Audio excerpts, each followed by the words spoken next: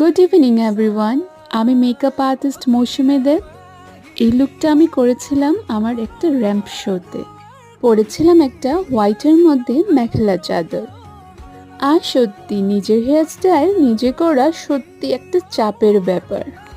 করেছিলাম একটা Messi hairstyle আর আউটকামটা বেশ ভালোই এসেছিল। এই লুকটা আমার ভীষণ ফেভারিট। সত্যি বেসটা এত ভালো হয়েছিল, এত গ্লোই হয়েছিল। উফ, আমার নিজের মেকআপটা নিজেই এত ভালো লাগছিল। না না, নিজের প্রশংসা শুধু নিজেই করছি না, যারা যারা আমার এই মেকআপটা দেখেছিল সবাই আমাকে কমপ্লিমেন্ট দিয়েছিল।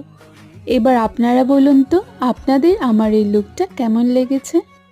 যদি ভালো লেগে থাকে প্লিজ লাইক, কমেন্ট আর সাবস্ক্রাইব নিশ্চয়ই করবেন। আর এই ভিডিওর বেস্ট পার্ট হলো টলিউড একটা সৌরভ থেকে এই অ্যাওয়ার্ডটা পাওয়া।